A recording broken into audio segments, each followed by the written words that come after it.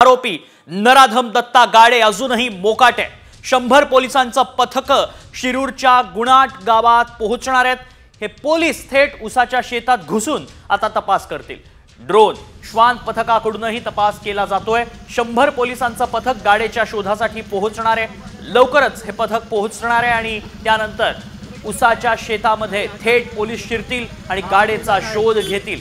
गाडे उसाच्या शेतात लपून बसल्याची माहिती पोलिसांना मिळाली आहे आणि त्यानंतर ड्रोन डॉग स्क्वॉड द्वारे तपास केला जातोय आणि आता हे 100 पोलिसांचं पथक पोहोचल्याचं कळतंय। आत्ताच्या मोठ्या बातमीकडे लक्ष देऊयात। 60 तासांनंतरही नराधम दत्ता गाडे हा मोकाट आहे। 100 पोलिसांचं पथक गुणात गावात पोहोचलंय। पोलिसांची पथकं या ठिकाणी तैनात करण्यात आलेली आहे। यामध्ये महिला पोलीस असतील पुरुष असेल असे दोन्हीही या ठिकाणी दाखल झालेले आहेत।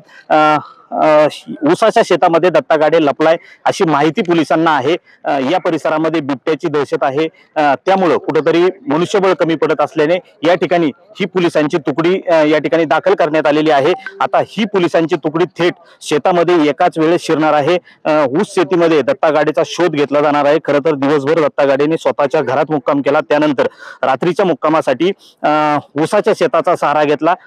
या निमित्ताने दत्ता गाडेचा हा मुक्काम अजूनही शेतात असल्याचा अंदाज पोलिसांना आहे। त्याच अनुषंगाने पुणे पोलिसांनी या ठिकाणी 100 पोलिसांची तुकडी या ठिकाणी मागवली आहे आणि या तुकडीच्या माध्यमातून दत्ता गाडेचा हा शोध घेतला जाणार आहे। रोहिदास गाडगे, साम टीव्ही न्यूज, शिरूर, पुणे। ही एक्सक्लुसिव्ह दृश्य आपण पाहतोय साम टीव्हीवर। सगळ्यात आधी आपण हे दृश्य पाहतोय। 100 पोलिसांचं पथक गुणात गावात पोहोचलेलं पाहायला मिळतंय। आताची सगळ्यात मोठी बातमी आपण पाहतोय। पुणे पोलिसांकडून आरोपी दत्ता गाडेला शोधण्यासाठी कसून प्रयत्न केले जात आहेत। उसाच्या शेतात डॉग स्क्वॉड ड्रोनच्या मदतीने शोध सुरू आहे।